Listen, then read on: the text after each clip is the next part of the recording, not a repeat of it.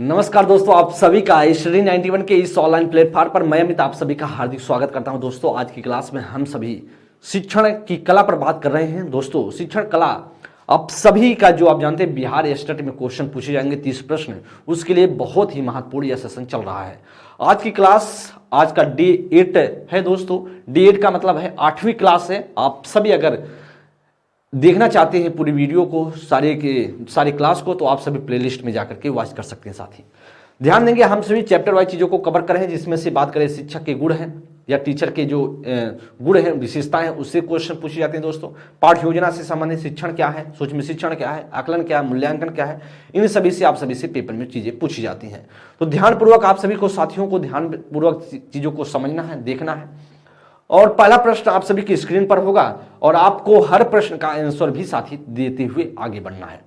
तो सभी साथी एक बार अगर लेट से जुड़े हों साथी, तो एक बार आप सभी क्लास को लाइव भी कर सकते हैं और सेशन को शेयर भी कर सकते हैं।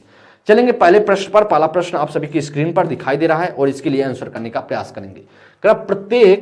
प्रत्येक शिक्षार्थी स्वयं से विशिष्ट है। इसका अर्थ है कि सभी शिक्षार्थी के लिए एक समान पाठचर्या संभव नहीं है। या फिर कहा कि एक विषम रूपी कक्षा में शिक्षार्थी की क्षमता को विकसित करना असंभव है। कहा कोई भी दो शिक्षार्थी अपनी योग्यता या रुचियों और प्रतिभाओं में एक समान नहीं होते। या फिर कहा शिक्षार्थियों में ना तो कोई समान विशेषता होती है, ना ही उसके लक्षण समान होते हैं। साथी ध्यान देंगे कौन सा इसमें से सही होगा। प्रत्येक शिक्षार्थी स्वयं से विशिष्ट है, इसका क्या तात्पर्य है साथी, इसका क्या तात्पर्य है? अच्छा प्रश्न है साथी, इसके लिए बताने का प्रयास करेंगे कौन सा इसमें से राइट आंसर बन सकता है जी। तो बताएंगे दोस्तों, इसमें से कौन सा इसमें से करेक्ट ऑप्शन आपका राइट आंसर होगा। पहले प्रश्न की अगर हम चर्चा करें, ऑप्शन की करें सभी शिक्षार्थी के लिए एक समान पाठचर्या संभव नहीं है। दोस्तों, एक समान, तो ऐसा क्या है कि प्रत्येक शिक्षार्थी स्वयं से विशिष्ट है, इसका तात्पर्य होगा पाठचर्या से हम इंक्लूड करेंगे। दोस्तों, पाठचर्या तो आपकी सेकेंडरी हो जाएगी, अभी हम आगे चलते हैं। एक विषम रूपी कक्षा में शिक्षार्थियों की क्षमताओं को विकसित करना असंभव। साथी, क्या क्षमताओं को विकसित करना असंभव होगा? तो आप जानते हैं हर क्लास में व्यक्ति भिन्नता है। बच्चा, हर क्लास में व्यक्ति भिन्नता है, तो क्या आप क्लास में पढ़ाया नहीं जा सकता है? दोस्तों, अभी तक कैसे पढ़ाया जा रहा था? अभी तक तो पढ़ाया जा रहा था ना साथी। तो कह रहा कि संभव असंभव है, मतलब एक तरीके से असंभव की बात करें, कह रहा संभव जो है संभव नहीं है, इसका मतलब असंभव है, ऐसा कह रहा दोस्त, इसका मतलब गलत है। विषम रूपी क्लास में संभव साथी, इसका कोई अर्थ नहीं है। देखिए, उससे भी कोई इंक्लूड नहीं हो रहा कि प्रत्येक शिक्षार्थी स्वयं से विशिष्ट है। कह रहा है कोई भी दो विद्यार्थी अपनी योग्यता और रुचियों प्रतिभाओं में एक समान नहीं होते, इसका मीनिंग यहाँ होगा। दोस्तों, जैसे हम कह दें कि कोई हर बच्चा अपने आप में विशिष्ट है, इसका मतलब कहीं ना कहीं उसकी योग्यताओं में, उसकी रुचियों में, उसकी साथ ही साथ बात करें उसकी प्रतिभाओं में एक समान नहीं हो सकता। इसका यह मीनिंग होगा कि हर बच्चा अपने आप में विशिष्ट है। इसका मतलब साथ ही आपका सी ऑप्शन बनेगा। ये तो सेकेंडरी चीज है कि पाठचर्या वाली बात में बात आएगी, या इसके लिए दोस्त गलत हो जाएगा। शिक्षार्थी में ना तो कोई समान विशेषताएं होती है, ना ही उसके लक्ष्य जो है समान होते हैं। ऐसा चीजें विशिष्ट को प्रेजेंट नहीं करता है, ऐसी विशिष्टता वाली चीजें नहीं बताता है। दोस्तों, सीधा सा जो बनेगा, प्रत्येक बच्चा स्वयं से विशिष्ट है, वर्ड जो डिफाइन करता है ऑप्शन संख्या सी डिफाइन करता है। नेक्स्ट प्रश्न चलेंगे दोस्तों। सीमा हर पाठ को बहुत जल्दी सीख लेती है, जबकि लीन उसे सीखने में ज्यादा समय लेती है। या विकास के किस सिद्धांत को दर्शाता है? क्या व्यक्ति भिन्नता को, या अंतर संबंध को, या निरंतरता को, या सामान्य से विशिष्ट को? देखिए दोस्तों, हर बच्चा में ग्रहण शक्ति एक समान नहीं होता है। हर बच्चा अपने हिसाब से सीखता है, उसकी विकास अलग अलग तरीके से होती है। हाँ, विकास होगा ऐसा आप कह सकते हैं, लेकिन हर का क्या, किसी का हम ऐसे नहीं कर सकते आपका हो गया तो मेरा क्यों नहीं होगा। हो सकता मेरा हो जाए, विकास आपका ना हो, तो ऐसा आप नहीं कह सकते हैं कि अगर किसी का हुआ तो उसका क्यों नहीं हुआ। हाँ, होगा या निश्चित है, लेकिन कब होगा या आपको टाइम लगेगा साथी। तो करा कि बहुत जल्दी से सीख लेती है सीमा, और लीन उसे सीख नहीं पाता है, जल्दी से समय लेता है। तो इसका मतलब कहीं ना कहीं उसके भीतर उन दोनों के अंदर क्या है, व्यक्ति भिन्नता इसका रीजन बनेगा। और इसे हम कह सकते हैं इंडिविजुअल डिफरेंसेस की वजह से ऐसा बच्चा करता है। ऐसा बात क्या कर रहा है, किसकी वजह से? इंडिविजुअल डिफरेंसेस की वजह से। दोस्तों, नेक्स्ट प्रश्न कर रहा साथी, विकास हमेशा बच्चे की उम्र से मेल खाता है या किसके सिद्धांत के कारण होता है? कारण निरंतरता का, एक समान पैटर्न का, करा कि एकीकरण का, या व्यक्ति भिन्नता का? दोस्तों, क्या आपका राइट आंसर होगा? विकास हमेशा बच्चे की व्यक्ति की उम्र से मेल खाता है या किस प्रकार से किस सिद्धांत का कारण है साथी, किस सिद्धांत का इसका रीजन है साथी। तो आप कह सकते हैं कह कि विकास हमेशा एक उम्र के बच्चे की उम्र से मेल खाता है। आप कह सकते हैं एक समान पैटर्न का, एक समान पैटर्न, एक समान आप बोल सकते हैं एक समान पैटर्न के सिद्धांत से। एक समान पैटर्न के सिद्धांत से कैसे होगा, ध्यान देंगे साथी। तो कह रहा कि विकास हमेशा बच्चे की उम्र से मेल खाता है वह या एक समान पैटर्न का। जैसे उम्र के मतलब है दोस्तों, जैसे आप सोचिए बच्चे का अगर 6 साल का बच्चा है, 5 साल का है, 3 साल का है, तो बच्चा शैशवावस्था में तो होगा। तो दोस्त कह रहा है विकास बच्चे की उम्र से मेल खाता है, मतलब 5 साल का बच्चा होगा तो शैशवावस्था में तो रहेगा, ऐसा नहीं तो बच्चा किशोरावस्था में पहुंच जाएगा, नहीं साथी। उसके एक समान पैटर्न का सिद्धांत ऐसा कहता है, आपका बी ऑप्शन होगा। निरंतरता का सिद्धांत इससे बिलोंग नहीं करता। निरंतरता का सिद्धांत कहता है विकास ना रुकने वाली विकास ना रुकने वाली प्रक्रिया है, मतलब कभी ना कभी विकास हमेशा चलती रहती है, ऐसा आप कह सकते हैं। एकीकरण का सिद्धांत मैंने आपको साथी बताया था कि जब बच्चा शुरुआत में छोटा होता है तो चीजों को अगर पकाते हैं आप तो बच्चा पूरे बॉडी को ले जाता है वस्तु को पकड़ने के लिए, लेकिन बच्चा कुछ दिन बाद वह समझ जाता है कि हमें वस्तु को कैसे पकड़ना है।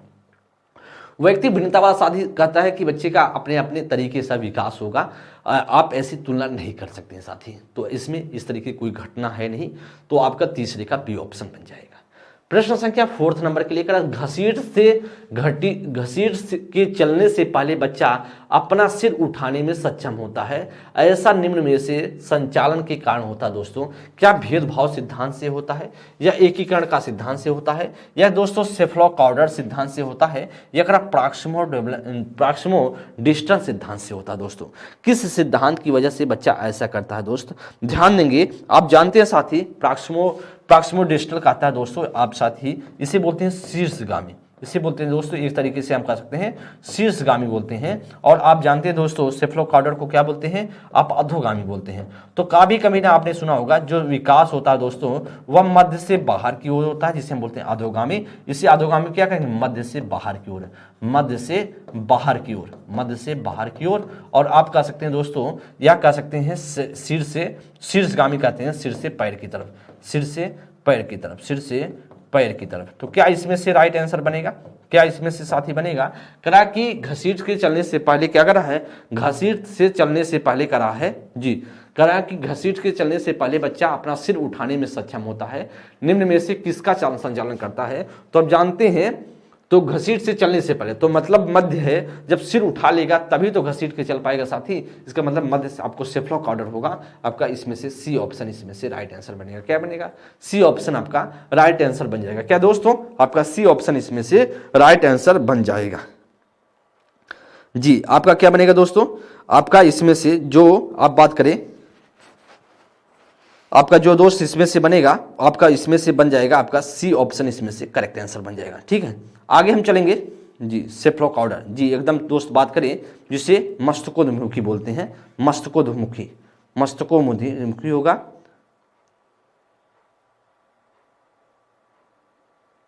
जी एकदम, आपका इसमें से राइट सी ऑप्शन बनेगा। नेक्स्ट प्रश्न आगे साथ ही बात करें प्रश्न संख्या 5 नंबर के लिए, निम्नलिखित में से किस कारण का बच्चा सीखने पर सबसे कम प्रभाव पड़ता है। थकान से, वायु से, रोग से, लिंग भेद से। साथी का निम्नलिखित में से किस कारक से सीखने का सबसे कम प्रभाव पड़ता है, किस वजह से। दोस्तों देखिए सीखने की अगर हम बात करें कम से कम जो प्रभाव किसकी वजह से पड़ता है दोस्तों, थकान से पड़ता है। क्या दोस्तों थकान की वजह से, एकदम थकान की वजह से सीखने पर प्रभाव पड़ता है। आयु से, बच्चा एज नहीं होगा बच्चे का, क्लास अगर 5 का एज का बच्चा है, क्लास 8 की चीजें सिखाएंगे तो बच्चा सीख पाएगा। एज भी बहुत सारा डिपेंड करता है, रोग भी डिपेंड करता है, लेकिन लिंग भेद डिपेंड नहीं करता दोस्तों। ऐसा नहीं कि लड़कियां नहीं सीख पाएंगे लड़के सीख जाएंगे, लिंग भेद या डिपेंड नहीं करता है। और इसी के लिए कारक सबसे कम कौन सा प्रभाव पड़ता है, वह ऑप्शन संख्या आपका डी हो जाएगा, डी ऑप्शन। सीखने की प्रक्रिया को प्रभावित करने के वाले कारक हैं, अनुकरण है या प्रशंसा और निंदा है या प्रतियोगिता है या ये सभी हैं। दोस्तों सीखने की प्रक्रिया को कौन सा प्रभावित करने वाला कारक है। देखिए दोस्तों आप जानते हैं सीखने की प्रक्रिया की हम चर्चा करें तो आप साथ ही जानते हैं कि दोस्तों आप जानते हैं साथी आपने सुना होगा सीखने की प्रक्रिया को एक निजी कारक सुना होगा, एक बाह्य कारक सीखने की प्रक्रिया का एक निजी कारक आपने सुना होगा, एक बाह्य कारक दोस्तों सुना होगा। लेकिन अगर दोस्त बात करें सीखने की प्रक्रिया को प्रभावित करने वाले कारक की अगर हम चर्चा करें तो अनुकरण भी है, प्रशंसा निंदा भी है, प्रतियोगिता भी है और कंपटीशन भी। इसका मतलब होता है यह सभी के सभी जो कारक हैं सभी सीखने की को प्रभावित करते हैं। देखिए जब आप प्रतियोगिता लेंगे तो अब वो भी आपके सीखने पर प्रभाव डालेगा। आप बच्चे अनुकरण नहीं सही तरीके से करेगा तो भी प्रभाव डालेगा दोस्तों। प्रशंसा अगर करेंगे तो भी उससे प्रभाव होता है। देखिए प्रभाव का मतलब ये नहीं है कि निगेटिविटी ही लेंगे आप। देखिए सीखने को प्रभावित करने वाले कारक की अगर बात करें उसको लाभ में ले सकते हैं, उसको हानियों में भी ले सकते हैं साथी। प्रशंसा निंदा सब होगा साथी, आपका डी ऑप्शन। क्लास 7 नंबर के लिए निम्नलिखित में से कौन से तत्व अधिगम को प्रभावित करते हैं? शिक्षार्थी का उत्प्रेरक या शिक्षार्थी की परिपक्वता या शिक्षण युक्तियां या शिक्षार्थी की शारीरिक और संवेगात्मक स्वास्थ्य। पहला दूसरा तीसरा चौथा, पहला दूसरा तीसरा साथी। प्रयास करेंगे आप सभी बताने का अधिगम को प्रभावित करते हैं कौन सा इसमें तत्व जो है प्रभावित करता है। साथी आप जानते हैं सभी के सभी प्रभावित करेंगे। क्या सभी के सभी प्रभावित करेंगे? देखिए पहले क्वेश्चन को ध्यानपूर्वक देखिए साथी और फिर आप आंसर देने का प्रयास करेंगे। एकदम आप जानते हैं दोस्तों, इसमें से आप जानते हैं शिक्षार्थी का जो उत्प्रेरक है, जो शिक्षार्थी में जो मोटिवेशन, उत्प्रेरक को हम बोल सकते हैं मोटिवेशन ऑफ द लर्नर, जो उसके उत्प्रेरक है एक तरीके से आप बोल सकते हैं यहाँ पर अप्रेरणा है, एक तरीके से अप्रेरणा आप बोल सकते हैं, अभी प्रेरणा बोल सकते हैं, या भी बच्चे के सीखने को प्रभावित करता है। एकदम सही है दोस्तों। शिक्षार्थी की परिपक्वता, जब शिक्षार्थी में मैच्योरिटी आ जाएगी तो बच्चा अपने आप से सीख जाएगा। तो दोस्त यह भी प्रभावित करता है। शिक्षण युक्तियां, जो टीचर युक्त जो शिक्षक है जो भी पद्धति का इस्तेमाल कर रहा है पढ़ाने के लिए, उसकी युक्तियां भी, जो शिक्षण की युक्तियां वह भी बच्चे के ऊपर प्रभावित करती हैं।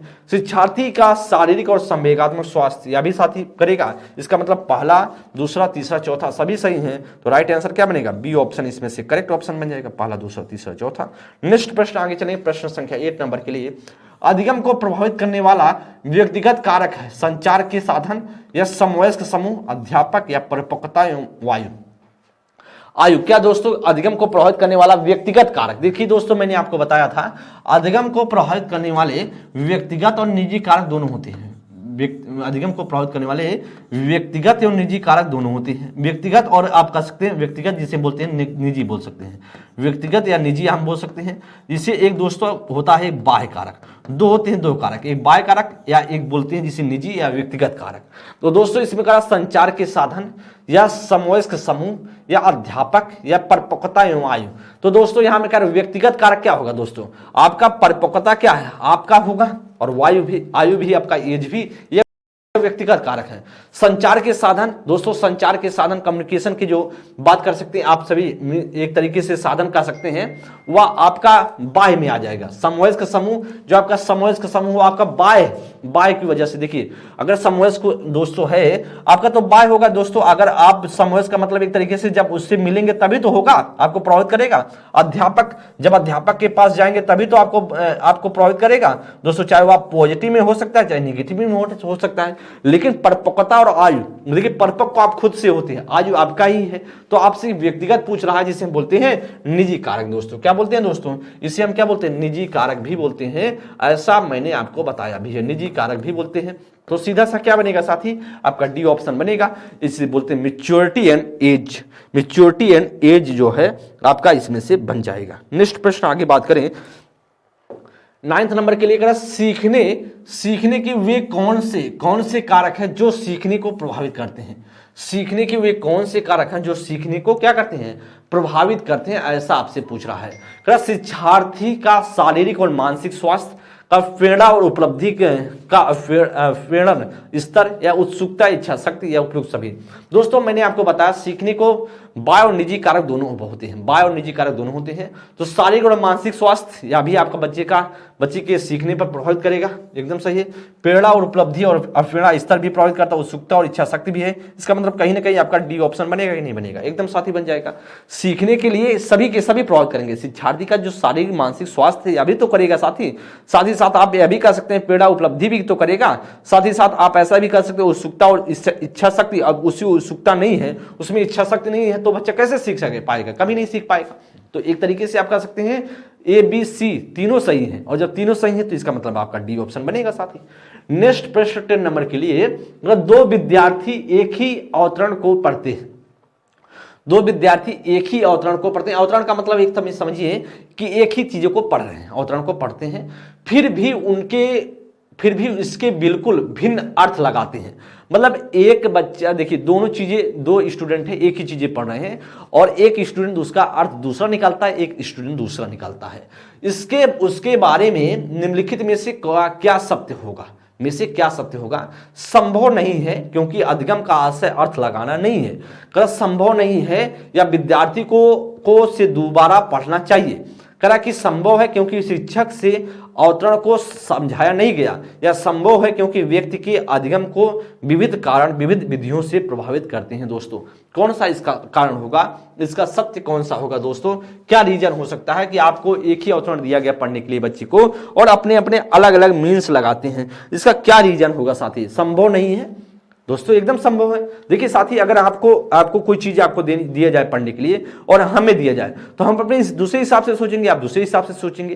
तो सेम करा कि दो विद्यार्थी एक ही अवतरण को पढ़ते हैं और अलग अलग, तो संभव है दोस्तों, ऐसा हो सकता है। करा संभव नहीं, इसका मतलब गलत है दोस्तों। का संभव नहीं है, इसका मतलब यह भी गलत है, आगे पढ़ने की कोई जरूरत नहीं है। संभव है यहां हो सकता है, लेकिन करा क्योंकि शिक्षक ने अवतरण को समझाया नहीं। दोस्तों शिक्षक के अवतरण से मतलब कोई नहीं है, उसको बच्चे को दिया गया पढ़ने के लिए। ऐसा नहीं टीचर यहाँ पर कहाँ कूद पड़ेगा, टीचर से यहाँ कोई लेना देना है नहीं, तो यार टीचर को बाहर से इंक्लूड कर रहा है, गलत होगा। संभव है साथी, ऐसा हो सकता है कि अलग अलग तरीके से आप अर्थ लगाएं। संभव है क्योंकि व्यक्ति के अधिगम को विविध कारण विविध विधियों से प्रभावित करते हैं, एकदम सही दोस्तों। और विविध रीजन हो सकते हैं, विविध उसके कारण हो सकते हैं जो उसके व्यक्ति को प्रभावित करते हैं। सीधा सा हमारा क्या बनेगा? सीधा सा हमारा इसमें से डी ऑप्शन बन जाएगा। क्या बनेगा दोस्तों? डी ऑप्शन आपका राइट आंसर बन जाएगा। 11वें नंबर के लिए बात करें, निम्नलिखित में से कौन सा कथन सीखने के बारे में सही है? कौन सा इसमें से कथन जो है सही होगा? क्या सीखने के किसी भी चरण पर सीखना संवेगात्मक कारकों से प्रभावित नहीं होता है।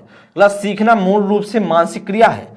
बच्चों द्वारा की गई त्रुटियां या संकेत करती हैं कि किसी तरह का सीखना नहीं हुआ है, या सीखना उस वातावरण में प्रभावी होता है जो संवेगात्मक रूप से सकारात्मक हो और शिक्षार्थियों को संतुष्ट करने वाला हो। तो कह रहा सीखने के बारे में कौन सा इसमें से सही हो सकता है? कौन सा इसमें से सही हो सकता है दोस्तों? ध्यान देंगे कौन सा इसमें से कथन पूरी तरीके से राइट है।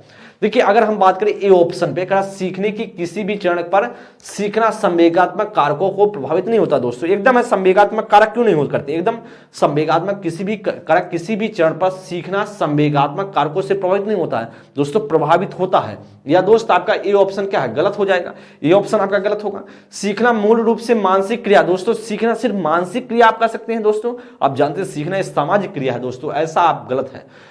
बच्चों द्वारा की गई त्रुटियां संकेत करती किसी तरीके का सीखना नहीं हो। दोस्तों आप जानते हैं जब त्रुटियां होती हैं, आपने जो सुना होगा टीचर के थ्रू, या आपने सुना होगा जब हम सब छोटे थे, पढ़ते थे, क्लास में जाते थे, तो आपसे टीचर क्या कहते थे कि भैया क्वेश्चन को सॉल्व करके ले आना। आप मैथ के क्वेश्चन है या कुछ भी क्वेश्चन है सॉल्व करके ले आना, तो आप क्वेश्चन सॉल्व करके नहीं जाते थे।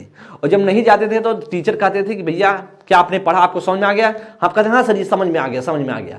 तो इसका मतलब है कि टीचर तुरंत कहते थे कि आपने पढ़ा ही नहीं है तो समझ में, तो आप कैसे कहेंगे नहीं सर समझ नहीं आया? तो आपको ऐसा हो नहीं सकता है कि 10-20 क्वेश्चन आप सॉल्व करें, ऐसा हो नहीं सकता कि आपको उसमें 1-2 क्वेश्चन फंसे ना। हो सकता है, स्वाभाविक है कि 1-2 क्वेश्चन आपको नहीं आएगा उसमें से, पूरे के पूरे इतना आप महान नहीं हो गए कि आपको पूरा का पूरा सॉल्व करके आ गए और कह दिए सर जी कि हाँ पूरा हम सर समझ गए हैं, ऐसा कभी नहीं हो सकता साथी। तो सीखने से आप पता चलता है कि सीखने से आप बहुत कुछ सीखती हैं। आपसे गलतियां होती हैं, तो जब आपसे गलतियां होती हैं तो आप बहुत कुछ सीखते हैं और उसको सुधारते हैं, तो आपको पता चलता है कि हाँ वाकई में मुझे सीखना चाहिए। तो ये आप कह सकते हैं सीखना नहीं हुआ, क्या त्रुटियों से सीखना नहीं हुआ है, बहुत कुछ सीखते हैं दोस्तों।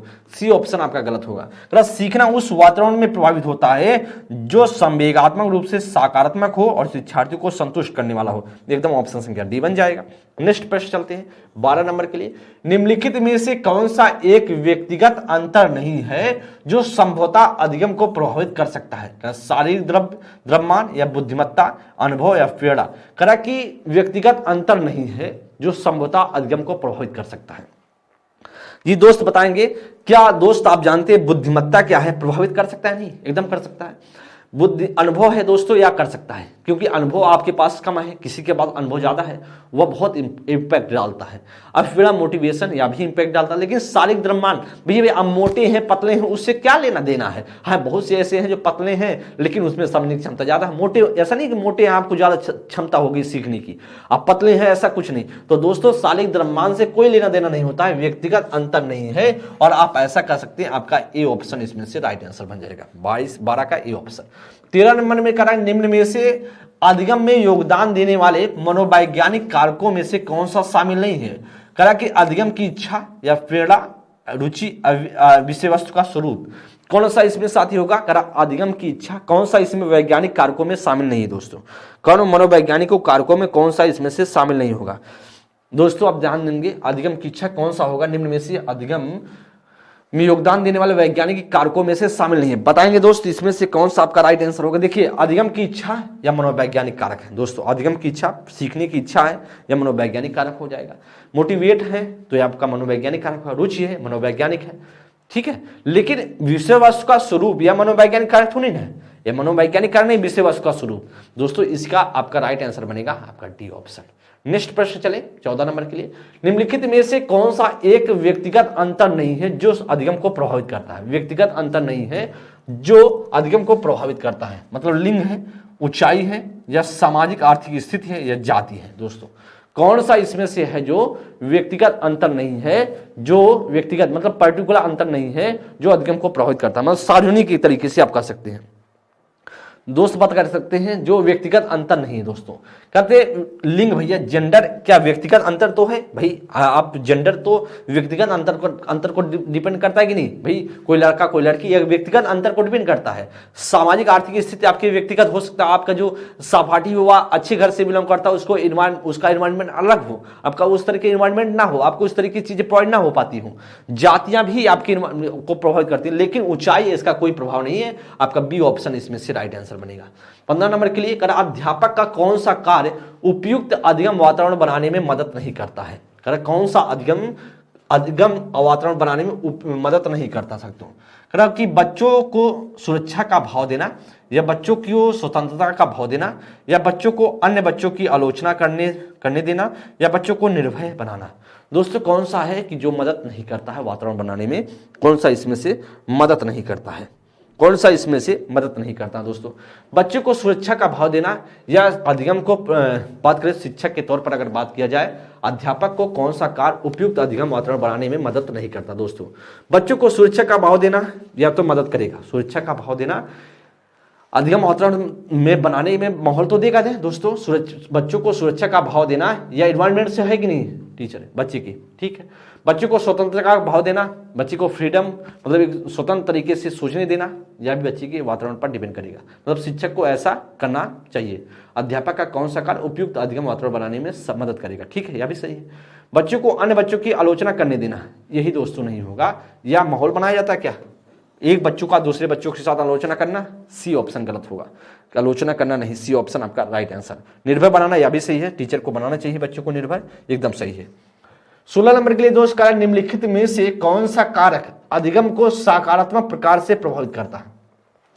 निम्नलिखित में से कौन सा ऐसा कारक है जो अधिगम को सकारात्मक प्रभाव से प्रभावित करता है। अनुत्तीर्ण हो जाने का भय से प्रतियोगिता, अर्थपूर्ण संबंध, या माता पिता की ओर से दबाव। तो दोस्त इसमें से कह रहा है कि सकारात्मक प्रकार से प्रभावित करता है। अधिगम को कौन सा ऐसा रीजन है अधिगम का जो बच्चे को सकारात्मक रूप से प्रभावित करता है, ऐसे नकारात्मक रूप से नहीं, सकारात्मक रूप से। देखिए करा अनुत्तीर्ण होने का भय, अनुत्तीर्ण होने का भय रहेगा तो नकारात्मकता चीजें हैं। दोस्तों अगर आप डरे हुए हैं कि हम फेल हो जाएंगे, अरे दादा फेल हो जाएंगे, अरे भगवान फेल हो जाएंगे, तो क्या ऐसा चीजें अनुत्तीर्ण होने का भय है। अनुत्तीर्ण होने का भय आपका या सकारात्मकता को दोहराएगा या नकारात्मकता को प्रभावित करता है। दोस्तों आपका ये चीजें आपकी गलत हो जाएंगी। नकारात्मकता को से प्रतियोगिता या भी कंपटीशन वाला भी नकारात्मकता को। दोस्तों अर्थपूर्ण संबंध एकदम सही, जब मीनिंगफुल जो रिलेशन होगा दोस्तों, रिलेशनशिप होगा तो ये आपको सकारात्मकता को दिखाएगा। जब आप उसके कॉन्सेप्ट को समझ रहे होंगे, कोई आपको कुछ चीजें बताया जा रहा होगा, उसके कॉन्सेप्ट को, उसके मीनिंग को समझ रहे होंगे, तो आपको सकारात्मक रूप से क्या करेगा, प्रभावित करेगा। माता पिता की ओर से दबाव, भैया माता पिता की ओर प्रेशर पड़ रहा आपके ऊपर, भैया पढ़ो पढ़ो पढ़ो, तो आपको पढ़ने की मन ही नहीं कर रहा साथी, तो क्या आपको सकारात्मक दर्शाएगा, नकारात्मकता को दर्शाएगा। तो दोस्तों आपको स्वतंत्र रहना है, आप अपने स्वेच्छा से सीखते हैं तो आप बेहतर सीखते हैं। 16 का जो बनेगा वह 16 का कौन सा बनेगा, वह दोस्त आपका सी ऑप्शन बन जाएगा। नेक्स्ट प्रश्न चले, नेक्स्ट प्रश्न साथ ही बात करें, आगे बात करते हैं। करा कि 17 नंबर के लिए का निम्नलिखित में से कौन सा अधिगम को अधिकतम करने के लिए सर्वाधिक उचित है। अधिगम को सर्वाधिक मतलब अधिक से अधिक अधिगम को कर सकते हैं, लर्निंग कर सकते हैं। करा शिक्षार्थी में व्यक्ति भिन्नता को सहज बनाने के लिए समान शिक्षार्थियों के जोड़ बनाए जा सकते हैं। और अधिकतम परिणाम लाने के लिए शिक्षक केवल एक अधिकतम शैली का प्रयोग केंद्रित करता है। करा कि समान सांस्कृतिक पृष्ठभूमि वाले शिक्षार्थियों को एक कक्षा में रखना चाहिए ताकि मत वैभिन्न से बचा जा सके।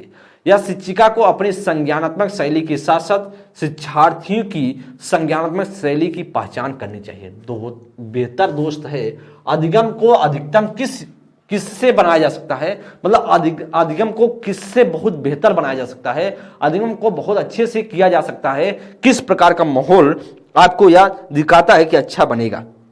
देखिए दोस्तों यहां करा है शिक्षार्थियों को वैयक्तिक भिन्नता को सहज बनाने के लिए समान शिक्षार्थी जोड़ बनाया जाए। दोस्तों या दोस्त क्या समान शिक्षार्थी जोड़ बनाया जा सकता है कि अधिगम भिन्नता को सहज बनाने के लिए, क्या ऐसा कुछ होगा। देखिए दोस्तों शिक्षार्थी को वैयक्तिक भिन्नता को सहज बनाने के लिए समान विद्यार्थियों के जोड़ बनाए जाए। दोस्तों कैसे जोड़ बनाए जा सकते हैं, नहीं अधिगम को अधिकतर बनाने के लिए ऐसा उचित हो सकता है, नहीं दोस्तों। अधिकतम परिणाम लाने के लिए शिक्षक केवल एक अधिकतम शैली का प्रयोग करे, सिर्फ एक अधिकतम स्कोर लाने के लिए एक ही शैली का इस्तेमाल करने से अधिकतम अधिगम हो सकेगा, कभी साथी नहीं होगा। दोस्तों जानते हैं व्यक्ति भिन्नता है, अलग अलग आपको शिक्षण शैलियां यूज करना पड़ेगा। ऐसा नहीं कि एक शिक्षण शैली से आप अधिकतम अंक प्राप्त कर लेंगे और पा भी गए तो क्या मतलब है साथी, जब आप सीखे ही ना। सी में कहा समान सांस्कृतिक पृष्ठभूमि वाले शिक्षार्थियों को एक कक्षा में रखना ताकि मत वैभिन्न से बचा जा सकते हैं। तो दोस्तों अधिगम अधिक हो सकेगा। आप जानते हैं जब अलग अलग मत आते हैं ना तो उससे बच्चे सीखते हैं, और एक ही मत आएगा साथी तो हम क्या सीख पाएंगे बताइए। अगर आप जानते हैं दोस्तों आपका कोई ऐसा बोला जाता है ना साथी कि आपके आलोचना वाले आलोचनात्मक आदमी आपके होने चाहिए। आलोचना करने वाला जब तक नहीं रहेगा तब तक आप आगे नहीं बढ़ेंगे। हर व्यक्ति के लिए बोला जाता है कि भैया जब तक आदमी का आलोचना करने वाला आदमी ना मिले तो फिर आप जानिए कि आप नहीं सीख रहे हैं। जब आप सीखते हैं तभी आपकी आलोचना होती है। आप ना सीख रहे हैं तो कौन आलोचना करेगा, किसके पास इतना टाइम है।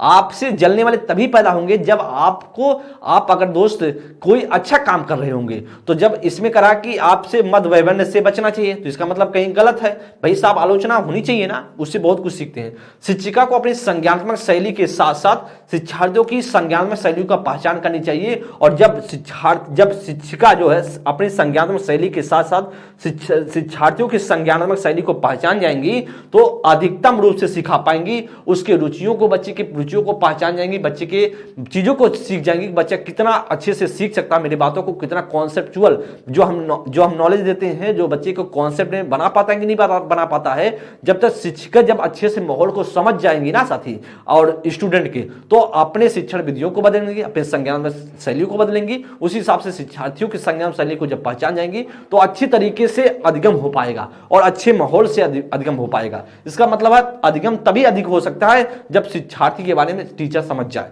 इसका मतलब कहीं ना कहीं डी ऑप्शन आपका बनेगा साथी, नहीं बनेगा, एकदम बनेगा। ठीक है, तो आपका क्या है, इसका ए गलत होगा, बी भी गलत होगा, सी भी गलत होगा। नेक्स्ट प्रश्न चलते हैं 18 नंबर के लिए। सीखने के बारे में निम्नलिखित कथनों में से कौन सा एक सत्य है। सीखना शिक्षार्थी के पूर्व ज्ञान पर आधारित नहीं होता है। तो दोस्तों आप जानते हैं सीखना बच्चे के लिए पूर्व ज्ञान से आधारित होना चाहिए साथी। सीखना जो है पूर्व ज्ञान से आधारित नहीं है दोस्तों, ऐसा आपका गलत है। सीखना एक निष्क्रिय ग्रहणशील है दोस्तों, सीखना एक सक्रिय प्रक्रिया ना कि निष्क्रिय, गलत होगा। सीखना कौशलों के संचय के समान है दोस्तों, या फिर सीखने की सामाजिक क्रिया सुविधा देती है। सीखने को सामाजिक क्रियाएं सुविधा देती हैं। आपका ऑप्शन संख्या क्या बनेगा, डी ऑप्शन। सीखना कौशलों के संचय के समान है, क्या होगा दोस्तों आपका इसमें से, आपका क्या इसमें से होगा, ऑप्शन संख्या डी आपका राइट आंसर होगा। संचय करने से कोई मतलब नहीं, बी गलत, ये भी गलत। 19 नंबर के लिए दोस्तों का निम्न आर्थिक स्तर, निम्न आर्थिक स्तर की बात कर रहा है। क्या करा साथी, निम्न आर्थिक स्तर का प्रभाव निम्न में से किस पर प्रभाव नहीं पड़ता है, निम्न आर्थिक स्तर का प्रभाव निम्न में से किस पर नहीं पड़ता है, करा आत्मसम्मान पर, करा सीखने की दक्षता पर, करा उच्च संस्थान में प्रवेश पर, या जीवन यापन पर। करा निम्न आर्थिक स्तर का प्रभाव निम्न में से किस पर नहीं पड़ता है, किस पर नहीं पड़ता है दोस्तों, किस पर नहीं पड़ता है दोस्तों। आपका अगर निम्न आर्थिक स्तर का प्रभाव निम्न में से किस पर नहीं पड़ता, आत्मसम्मान पर दोस्तों पड़ता है साथी, उच्च संस्थान में प्रवेश पर पड़ता है दोस्तों। यहां पर देखिए निम्न आर्थिक स्तर, निम्न आर्थिक स्तर का मतलब हो गया पैसा आपके पास नहीं है, निम्न आर्थिक स्तर पैसा कम है, उसका प्रभाव किस पर नहीं पड़ता है, आपके पास पैसा जो है नहीं है तो किस पर वह प्रभाव नहीं पड़ेगा भैया, तो आत्मसम्मान में पड़ता है साथी। बहुत से ऐसे हैं जब आपके पास पैसा होता है तो आपको बखान करने वाले, आपका सपोर्ट करने वाले बहुत मिल जाएंगे, लेकिन आपके पैसा ना हो तो सब साथ छोड़ के निकल जाते हैं। आप ऐसा सुने होंगे साथी, आप ऐसा होगा जब आपके पास पैसे नहीं होता तो आपका कोई सपोर्ट करने वाला नहीं मिलता साथी। तो इसका मतलब कहीं ना कहीं या आत्मसम्मान पर पड़ेगा दोस्तों, सीखने की दक्षता पर। क्या आपके पास पैसा ना हो तो आप सीख नहीं पाएंगे क्या, तब भी सीख जाएंगे। सीखना हो बस आप सीखने का तन बना लीजिए, आप मन बना लीजिए, पैसा हो चाहे मत हो आप सीख जाएंगे साथी। तो इसका मतलब कहीं ना कहीं बी ऑप्शन इसमें सही होगा। करा कि उच्च संस्थान में प्रवेश, आपके पास पैसा नहीं होगा साथी तो उच्च संस्थान में प्रवेश ले पाएंगे कभी नहीं। जीवन यापन पर एकदम पड़ता है दोस्तों, पैसा नहीं होगा तो उस तरीके से खा पी जी नहीं पाएंगे जिस हिसाब से पैसे वाला जी लेगा। 19 का बी ऑप्शन बनेगा कि नहीं, एकदम बनेगा साथी। 20 नंबर के लिए निम्नलिखित में से कौन सा शिक्षक से संबंधित अधिगम को प्रभावित करने वाला कारक है। कारक कि कौन सा इसमें से प्रभावित करने वाला कारक आपका बनेगा, निम्नलिखित में से कौन सा शिक्षक से संबंधित अधिगम को प्रभावित करने वाला कारक है। बैठने की उचित व्यवस्था या शिक्षण अधिगम संसाधनों की उपलब्धता या विषय वस्तु या अधिगम अनुभव की प्रकृति या विषय वस्तु में प्रवीणता। तो दोस्तों निम्नलिखित में से कौन सा शिक्षक से संबंधित अधिगम को प्रभावित करने वाला कारक बनेगा। शिक्षक से संबंधित आपसे पूछ रहा है, शिक्षक से संबंधित दोस्त पूछ रहा है, एकदम शिक्षक से संबंधित, आपसे संबंधित नहीं पूछ रहा है, टीचर से संबंधित कौन सा आपको प्रभावित करेगा दोस्तों देखेंगे। बैठने की उचित व्यवस्था, बैठने की उचित व्यवस्था से क्या शिक्षक से उसमें लेना देना है, आपका स्वयं की चीज है भाई, आप स्टूडेंट पर डिपेंड करेगा या शिक्षक से क्या लेना। शिक्षण अधिगम संसाधनों की उपलब्धता, देखिए शिक्षण अधिगम संसाधनों की उपलब्धता या टीचर से प्रभावित उतना नहीं होगा दोस्तों, यहाँ पर टीचर से प्रभावित पूछ रहा है या नहीं होगा। विषय वस्तु या अधिगम अनुभव की प्रवृत्ति, विषय वस्तु आपके हिसाब से होगा, बनाया हो गया होगा दोस्तों, और कहीं ना कहीं जो अधिगम अनुभव की प्रवृत्ति है अभी है, लेकिन विषय वस्तु में प्रवृत्ता, देखिए जब तक शिक्षक से संबंधित क्या होगा दोस्तों, विषय वस्तु की प्रवृत्ता नहीं होगी, विषय वस्तु के बारे में नहीं जानते होंगे टीचर, सिलेबस के बारे में नहीं जानता होगा, सब्जेक्ट के बारे में नहीं जानता होगा, तो आपको उल्टा सीधा नॉलेज देगा कि नहीं देगा, एकदम देगा टीचर। तो इसका मतलब कहीं ना कहीं दोस्तों आप जानते हैं कि विषय वस्तु में प्रवृत्ता नहीं होगा तो टीचर गलती वाला चीजें पढ़ाएंगे, और जब गलती पढ़ाएंगे तो फिर आप उससे प्रभावित होंगे कि नहीं होंगे। तो टीचर से संबंधित अधिगम को प्रभावित करने वाला कारक वह होगा ऑप्शन संख्या आपका डी बन जाएगा। नेक्स्ट प्रश्न 21 नंबर के लिए, अल्पवयस्क बच्चों के अधिगम में अभिभावकों की भूमिका होनी चाहिए। अल्पवयस्क मतलब कम वयस्क है बच्चा, अभी तक पूरे तरीके मैच्योर नहीं है बच्चा, करें अभिभावकों की भूमिका होनी चाहिए, निषेधात्मक होनी चाहिए, अग्र सक्रिय होनी चाहिए, संवेदनात्मक होनी चाहिए, उदासीन होनी चाहिए। दोस्तों आप जानते हैं अग्र सक्रिय होनी चाहिए, क्या होनी चाहिए, सक्रियता होनी चाहिए, फॉरवर्ड एक्टिव होनी चाहिए, वह क्या होना चाहिए दोस्तों, अगर अग्र सक्रिय निषेधात्मक नहीं होनी चाहिए दोस्तों, करा कि संवेदनात्मक नहीं, उदासीन नहीं दोस्तों, आपका अग्र सक्रिय होनी चाहिए जब तक बच्चा वयस्क नहीं है, बच्चा अभी छोटा है तो आप अभिभावक के रूप में उसे बताइए ना कि बच्चे को कैसे पढ़ना, सीखना कैसे, उसका एनवायरनमेंट उस हिसाब का डेवलप कीजिए। बच्चे जब वयस्क हो जाएगा तो धीरे धीरे अपने आप खुद संभाल लेगा। दोस्त 21-22 नंबर के लिए करा अल्फेड़ा और अधिगम के बारे में निम्नलिखित में से कौन सा कथन सही है। करा मोटिवेशन और लर्निंग के बारे में कौन सा इसमें से कौन सा कथन एकदम सही होगा। अधिगम केवल तभी होता है जब शिक्षार्थी में भीतरी अनुभव प्रेरणा हो, सीखने की अंतर्निहित इच्छा हो। अधिगम केवल तभी होता है जब शिक्षार्थी बाहरी रूप से अप्रेरित हो। दोस्तों बाहरी रूप से अप्रेरित हो, बाहरी कारणों से अप्रेरित हो। इसमें दोस्त कह रहा है यहाँ पर देखिए, यहाँ लिखा है सीखने की अंतर्निहित इच्छा हो। कहा कि अधिगम की प्रेरणा कोई भूमिका नहीं होती है। अधिगम में प्रेरणा की कोई भूमिका नहीं होती है। अधिगम केवल तभी होता है जब शिक्षार्थी बाहरी पुरस्कारों का उपयोग करने से प्रेरित हो। दोस्तों कौन सा इसमें से राइट होगा? बहुत सरल प्रश्न है दोस्त, बहुत आसान प्रश्न है, इसमें से कोई दिक्कत नहीं इस प्रश्न को करने में साथी। अगर हम बात करें अधिगम केवल तभी होता है जब शिक्षार्थी भीतरी प्रेरणा हो। दोस्तों एकदम सही है, अधिगम तभी अच्छे तरीके से आप सीख पाएंगे जब दोस्तों आप क्या होंगे, आंतरिक रूप से मोटिवेट होंगे। यही तो सही है ना कि अधिगम तभी संप्रभावी होता है, तभी एक्टिव होता है। प्रभावी की बात अगर हम कहें तभी हो पाएगा जब दोस्त आप भीतरी रूप से मतलब इंटरनल मोटिवेट होंगे। कैसे होंगे? इंटरनल मोटिवेशन आपके पास होगा, इंटरनल मोटिवेशन होगा। ठीक है, तो इंटरनल मोटिवेशन होगा तभी आप सीख सकते हैं साथी। इसका मतलब है जब तक आपका एक्सटर्नल रहेगा तो आप फिर नहीं सीख पाएंगे दोस्त। एकदम आपका ए ऑप्शन बनेगा। अधिगम केवल तभी संभव है जब शिक्षार्थी बाहरी रूप से प्रेरित हो। तो बाहरी रूप से दोस्तों, जब तक बाहरी रूप से उसको लालच दिया हो कभी नहीं सीख सकता। अधिगम में प्रेरणा की भूमिका नहीं है दोस्तों, एकदम बहुत प्रेरणा की बहुत भूमिका है। सी गलत और बी आपका राइट आंसर। अच्छा, बी आपका गलत ऑप्शन, ए ऑप्शन राइट होगा। अधिगम केवल तभी प्रभावी होता है जब शिक्षार्थी बाहरी पुरस्कारों से प्रेरित हो। तो जब बाहरी पुरस्कार का मतलब हो गया दोस्तों, या बाय एक्सटर्नल मोटिवेशन हो गया। एक्सटर्नल क्या हो गया? एक्सटर्नल हो गया साथी। एक्सटर्नल रहेगा तो बात बिगड़ेगी कि नहीं बिगड़ेगी? एकदम बिगड़ेगी। इंटरनल मोटिवेशन होना चाहिए, इसका मतलब कहीं ना कहीं आपका डी भी बिगड़ेगा। ए ऑप्शन आपका राइट है।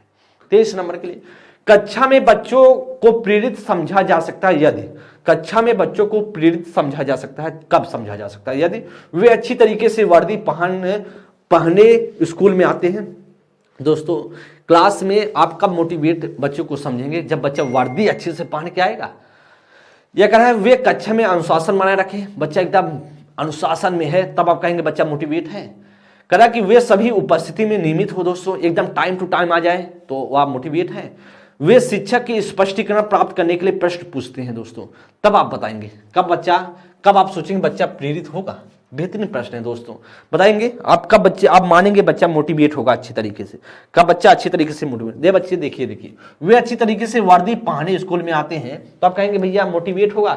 दोस्तों ये वर्दी पहन करके मोटिवेशन का क्या लेना देना, उसे बच्चे को कुछ आ ही नहीं रहा है। वर्दी को पहन करके, भैया वर्दी पहन करके आप देखते हैं आईसीएसई सीबीएसई बोर्ड में खूब जाते हैं, क्या बच्चे बहुत इंटेलिजेंस हो जाते हैं? क्या बहुत बुद्धिमत्ता हो जाती है? क्या कभी नहीं दोस्तों, ऐसा नहीं होता है, आपका गलत है। वे कक्षा में अनुशासन बनाए रखने, एकदम शांति से डर हुए एकदम हो, तो अब बच्चे आप समझेंगे कि बच्चा बहुत मोटिवेट है? कभी नहीं दोस्तों। बच्चों को प्रेरित समझा जा सकता है, आप कहेंगे बच्चा मोटिवेट है? नहीं साथी। वे सभी उपस्थिति नियंत्रित हो, भैया नियमित हो दोस्तों, रोज पढ़ने आता हो, वर्दी पहन के आता हो, तो आप कहेंगे भैया मोटिवेट है? ना एकदम। कर वे शिक्षक से स्पष्टीकरण प्राप्त करने के लिए प्रश्न पूछते हैं दोस्तों।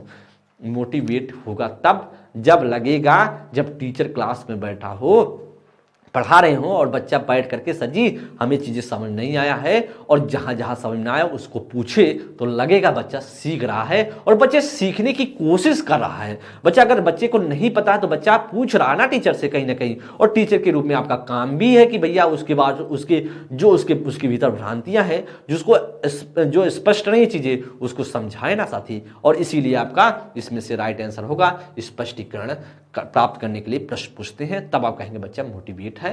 23 का डी ऑप्शन है। ठीक, 23 का डी ऑप्शन। नेक्स्ट प्रश्न 24 नंबर के लिए, एक शिक्षक ऐसे विद्यार्थी को प्रेरित कर सकता है पुरस्कार देकर दोस्तों। क्या पुरस्कार देकर के, सही मार्गदर्शन करा करके, या उदाहरण देकर, या कक्षा में भाषण दें? भाषण देकर कभी नहीं दोस्तों, उदाहरण देकर कभी नहीं होगा दोस्तों, पुरस्कार देकर कभी नहीं। सही मार्गदर्शन जब आप दिखाएंगे तो बच्चा जो प्रेरित कर सकता है, सही मार्गदर्शन दिखा करके, सही डायरेक्शन दिखा करके आप क्या कर सकते हैं, बच्चे को मोटिवेट कर सकते हैं।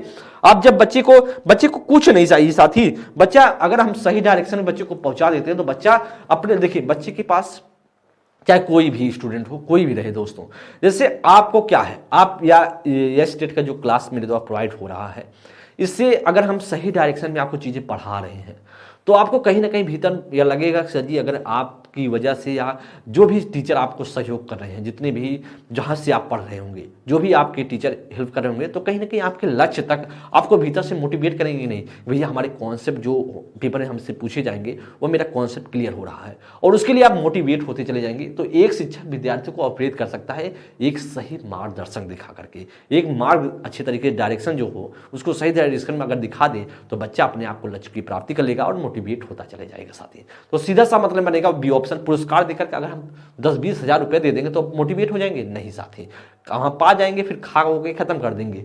उदाहरण देकर के एग्जाम्पल हम किसी एग्जाम आदमी के देंगे तो क्या आप मोटिवेट हो जाएंगे? भाई ठीक है, आप मोटिवेट होंगे लेकिन कुछ देर तक मोटिवेट रहेंगे। लेकिन अगर हम सही दिशा में आपको लेकर के जाएँ, सही डायरेक्शन में लेकर के जाएँ, तो आप दिन प्रतिदिन मोटिवेट होते जाएंगे और आप स्वयं से करने की कोशिश करेंगे साथी।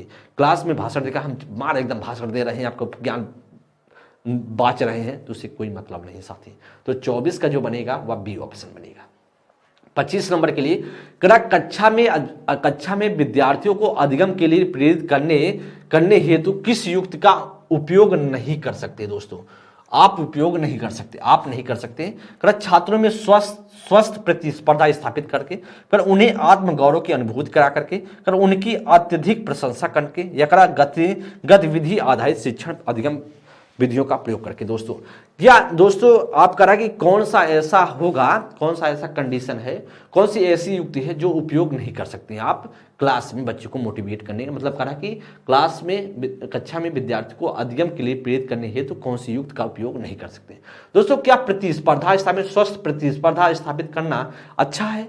अभी दोस्त स्वस्थ प्रतिस्पर्धा स्थापित करना अच्छा है या कौन सा इसमें से होगा? बेहतरीन बताएंगे दोस्तों, कौन सा इसमें से राइट होगा, कौन सा इसमें से गलत होगा। दोस्तों बेहतरीन प्रश्न है का दोस्तों यहाँ पर करेक्ट, कक्षा में विद्यार्थियों को अधिगम के लिए प्रेरित करने के लिए किस युक्ति का प्रयोग नहीं कर सकते? दोस्तों छात्रों में स्वस्थ प्रतिस्पर्धा स्थापित, जो स्वस्थ बोला है, प्रतिस्पर्धा से लिखा होता है तो गलत होता है। दोस्तों यहाँ पर स्वस्थ लिखा ना, तो स्वस्थ प्रतिस्पर्धा का मतलब है कि हाँ थोड़ा बड़ा कंपटीशन आप करा सकते हैं बच्चों को, ऐसा कर सकते हैं बेटा देखो सीखो, देखो कैसे सीखो, तो बच्चा भीतर से कहीं ना कहीं मोटिवेट होगा, कहीं ना कहीं, या उपयोग कर सकते हैं, थोड़ा सा आप स्वस्थ प्रतिस्पर्धा स्थापित कर सकते हैं। लेकिन आप कहिए कि हाँ पूरी प्रतिस्पर्धा पर, कंपटीशन पर, तो गलत हो जाएगा। आत्मगौरव की अनुभूति यह भी सही है, लेकिन अत्यधिक प्रशंसा, देखिए दोस्तों बच्चे को अत्यधिक आप प्रशंसा कर देंगे तो बच्चा मोटिवेट हो जाएगा, माहौल अच्छा बन जाएगा। देखिए कक्षा में विद्यार्थियों को अधिगम के लिए प्रेरित करने है तो किस युक्ति का उपयोग नहीं कर सकते? अत्यधिक प्रशंसा करने से दोस्तों तभी मामला बिगड़ेगा। तो प्रशंसा बहुत ज्यादा नहीं, अच्छा प्रशंसा बहुत ज्यादा कर देंगे तो बच्चा सीखना बंद कर देगा, सोचेगा अरे हम तो महान हो गए यार, छोड़ो हटाओ, अब हमको नहीं सीखना। तो इसका मतलब कहीं ना कहीं सी ऑप्शन आपका राइट आंसर बनेगा। क्या बनेगा? C option. अत्यधिक गतिविधि आधारित शिक्षण अधिगम विधियों का प्रयोग करके, एकदम दोस्तों आप एक्टिविटी जो है एक तरीके से आप जो मेथड इस्तेमाल कर रहे हैं लर्निंग का मेथड, वह कैसा हो, वह एक्टिविटीज जो कर रहे हैं वह आधारित हो कैसा हो, अधिगम विधियों द्वारा स्थापित करके माहौल ऐसा बनाएंगे तो अच्छा हो जाएगा, बच्चे के लिए इंपॉर्टेंट बन जाएगा। लेकिन 25 का जो बनेगा सी ऑप्शन। ठीक है, नेक्स्ट प्रश्न आगे। अधिगम के प्रक्रम में अवप्रेरणा क्या है? सीखने वाले की स्मृति को तेज बनाता है, या करा कि पुराने अधिगम को नए अधिगम में विविध करता है, करा एक दिशी रूप से सोचने में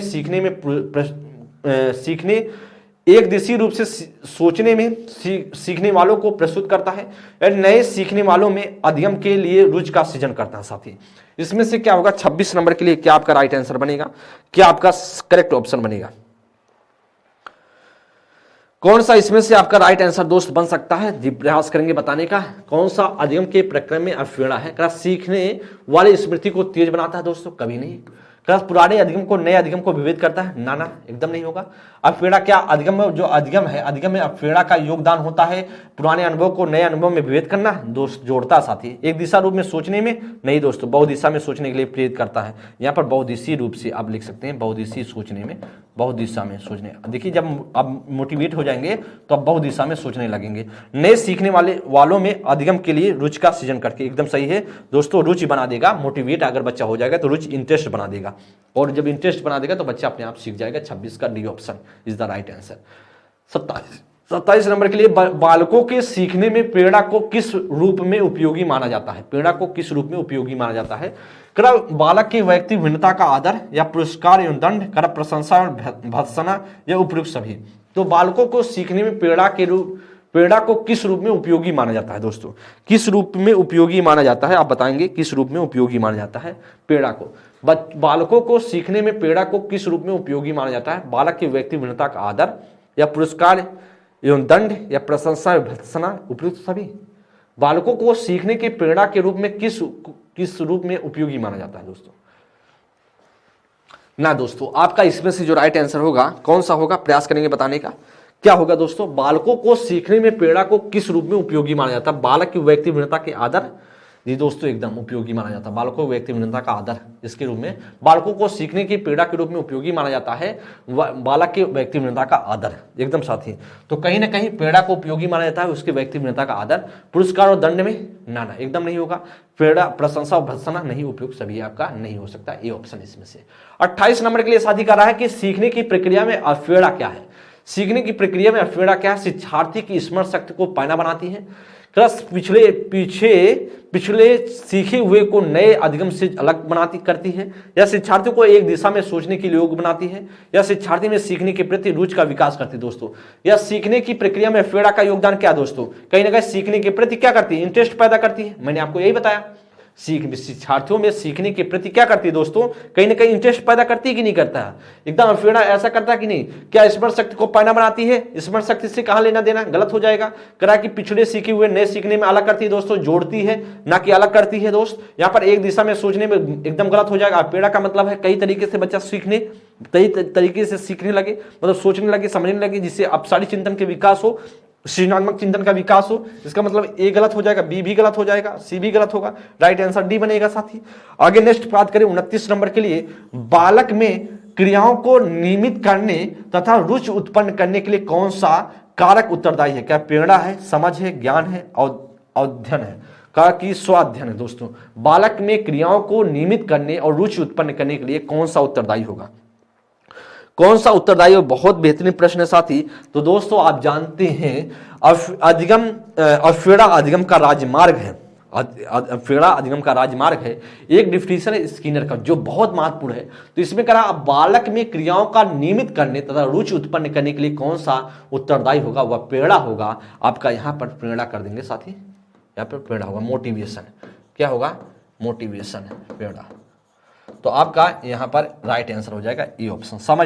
समझ ये सेकेंडरी चीजें हैं, ज्ञान सेकेंडरी चीजें हैं, लेकिन सबसे ज्यादा उत्तरदायी कौन सा है? वह बच्चे का प्रेरणा है। बच्चा मोटिवेट हो जाएगा ना तो बच्चा अपने आप सीखने लगेगा। ठीक है, 30 नंबर के लिए आज का अंतिम प्रश्न है, किसी प्रारंभिक कक्षा में प्रभावशाली शिक्षक का उद्देश्य विद्यार्थी को प्रेरित करना होगा, डटकर याद करने के लिए, जिससे वे इस प्रत्यास्मरण करने में अच्छे बने। दोस्तों क्या रट्टा मारने के लिए, याद करने के लिए शिक्षक का? नहीं दोस्तों, शिक्षण का उद्देश्य विद्यार्थी को प्रेरित करना होगा, ना। दोस्तों दंडात्मक उपयोगों का प्रयोग करके जिससे शिक्षक का सम्मान करें। दोस्तों सम्मान करने के लिए शिक्षक गए, सिर्फ समझाने के लिए नहीं गए, बच्चा गया शिक्षक का सिर्फ सम्मान करने के लिए बताएंगे दोस्तों, यह आपका गलत हो जाएगा। ऐसे काम करने के लिए जिससे परीक्षा के अंत में वे अच्छे अंक प्राप्त कर लें, कभी ना अंक प्राप्त कर, जब आप कॉन्सेप्ट सिखा देंगे तो अपने आप बच्चा अंक प्राप्त करेगा। सीखने के लिए जिससे बच्चा जिज्ञासु बने और सोचने के लिए ये सीखना पसंद करे। और आपका राइट आंसर होगा डी। क्या होगा? ऑप्शन संख्या डी हो जाएगा। विद्यार्थियों को प्रेरित करना होगा प्रारंभिक कक्षा में प्रभावित करने के लिए शिक्षक का उद्देश्य होगा, टीचर का उद्देश्य होगा शिक्षार्थी को प्रेरित करना होगा। किसके लिए? सीखने के लिए, जिससे जिज्ञासु बच्चा बन जाए और सीखने के लिए सीखना पसंद करे साथी। तो या तो आप सभी के सामने या 30 प्रश्नों की श्रृंखला के माध्यम से आप सभी ने सीखा होगा साथी किस प्रकार के प्रश्न आप सभी के पेपर में पूछे जाते हैं। आपको कॉन्सेप्ट समझ में आया होगा, आप बहुत सारी चीज़ों को कॉन्सेप्ट को सीख रहे होंगे साथी। या 8वां क्लास था आप सभी की बिहार या स्टेट के परिप्रेक्ष्य में अगर बात किया जाए तो आप साथी देखते रहिए, पढ़ते रहिए, समझते रहिए किस प्रकार के क्वेश्चन आप सभी के पेपर में आ सकते हैं, या इस पर हम सभी चर्चा करें साथी। आपके जो पेडागोजी का जो 30 क्वेश्चन होगा बहुत महत्वपूर्ण, बहुत ही आपके लिए इंपॉर्टेंट होने वाला दोस्त। तो आप सभी पढ़ते रहें, स्वस्थ रहें, मस्त रहें, जैसा भी आपको सेशन लगा हो।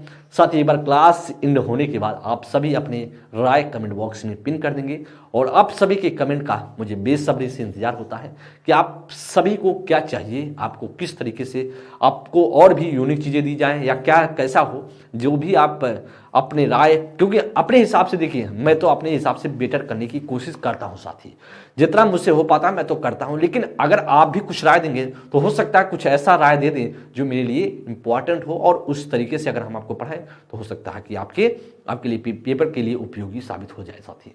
तो जैसा भी सेशन लगा हो जरूर आप सभी एक बार कमेंट में जाकर के कमेंट बॉक्स में पिन कर देंगे। सभी दोस्तों को तहे दिल से शुक्रिया। थैंक यू क्लास, एकदम धन्यवाद।